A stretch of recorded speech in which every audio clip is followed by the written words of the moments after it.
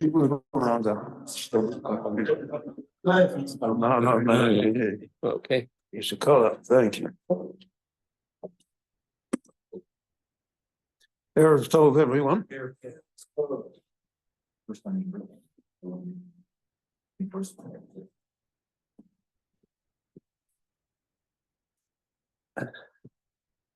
The Orach Chaim and other Meforshim list for us 10 possible transgressions that brought about the fact that Moshe Rabbeinu hit the rock instead of speaking to the rock, and therefore was not able to enter Eretz Yisrael.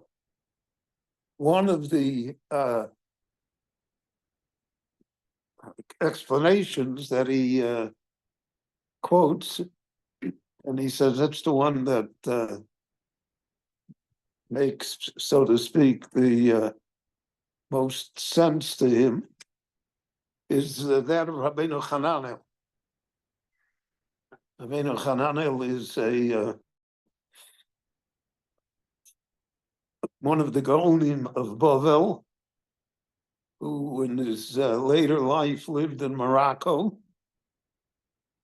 and he wrote a short parish to the Talmud, fragments of, this is 150 years before Rashi, and we have fragments of it which are published in our Gemaras in certain Masechtas that have survived. So Rabbeinu Hananel says that the underlying reason here for Moshe's sin, so to speak, is that he took credit for something that was not his. He should have ascribed it to the Ribono Shel Olam. He said, Shimunu Amorim, listen to me, you rebellious people. I mean, Sela Hazeh Notziz Lecho Mayim. From this rock will we, meaning Moshe and Aaron, bring forth water. So he ascribed the power of bringing forth water from a rock, that it was somehow within his power to do it. And the Ribono Shel Olam is medagde kechut asara on great people. So in the level of Moshe, you don't say that. I should have said, Yotzi lecho mayim. Water will come out. Water will flow, nothing to do with me. So because he took credit, so Rabbeinu Hananel says that that's the root of the transgression that appears here. From here we learn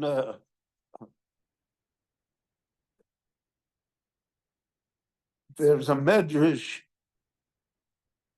regarding the malachim, the angels that destroy Sodom. So they said to Lot and his family, leave, ki mashchisim anachnu es hamokom hazeh. We're going to destroy this place. So the Medrash says that even malachim have to be careful what they say, and that in heaven they would never say such a thing. But since they descended to earth and they were in the shape and the form of human beings, so they're subject to the foibles of human beings. So they said, we're going to destroy. You're not going to destroy anything. Rabbeinu Shalom's going to destroy. And from that, the Medrash says that these two malachim were banished However, we'll understand this from appearing in the heavenly court for a long period of time. Because they said, Ki mashchisim anachna. We're the ones that did it. So from here, the Gemara derives Mishnah in Avos that one should not say words of Torah that he took from someone else. And in fact, therefore, the Mishnah says that one of the 48 ways to acquire Torah is Kol Omer Dover B'Shem Omro, to say it in the name of the original scholar that you heard it from. And not only that, that's maybe Gulolo.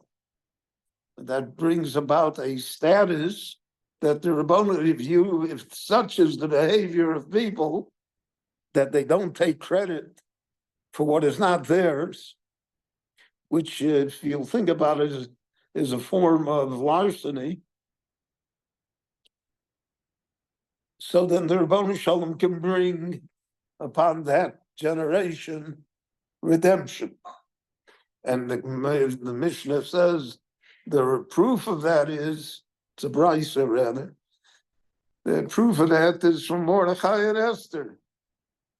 Vatomer Esther, Vamelech Achashverosh, she told Achashverosh that Bigson Viserys were plotting against him, and she told it to him b'shem Mordechai, that she got the information from Mordechai.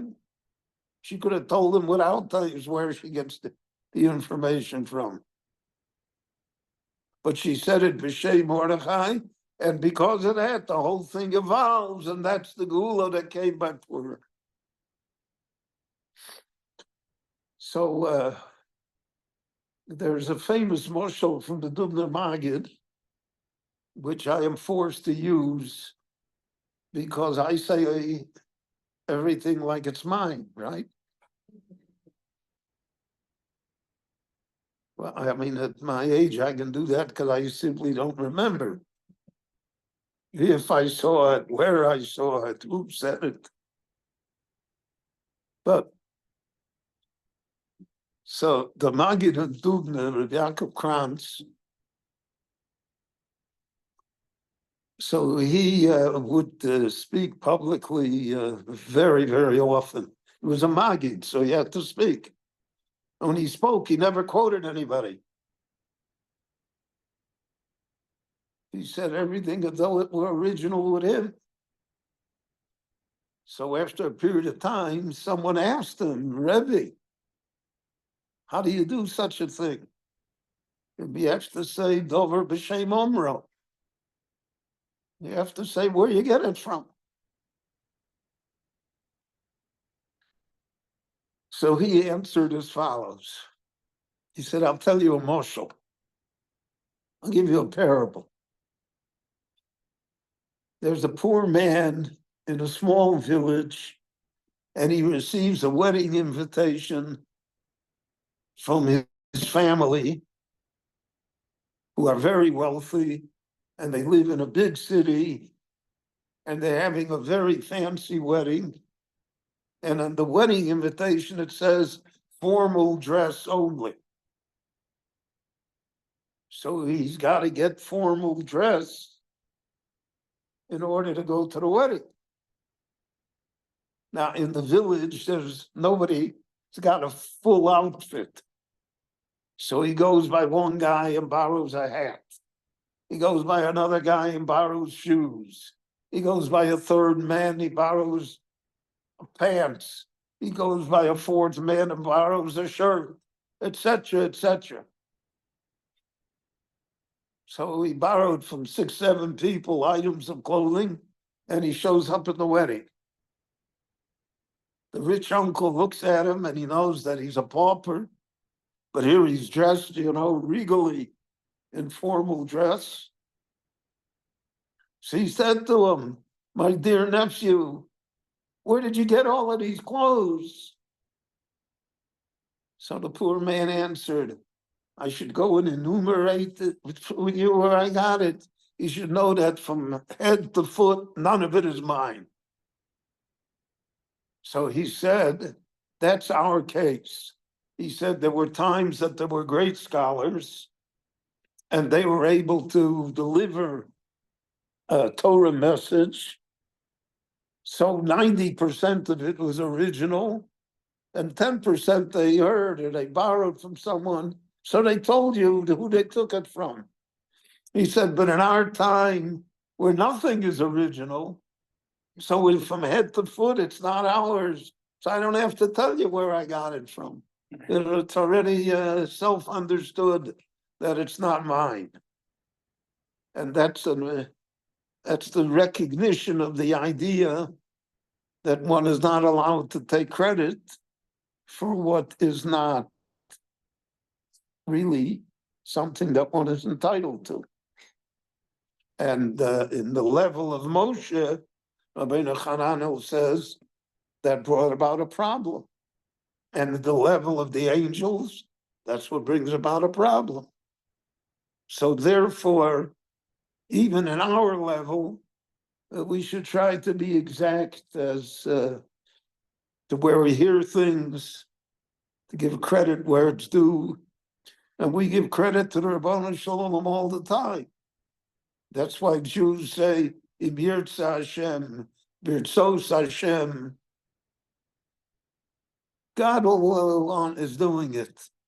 I'm just the instrument in between.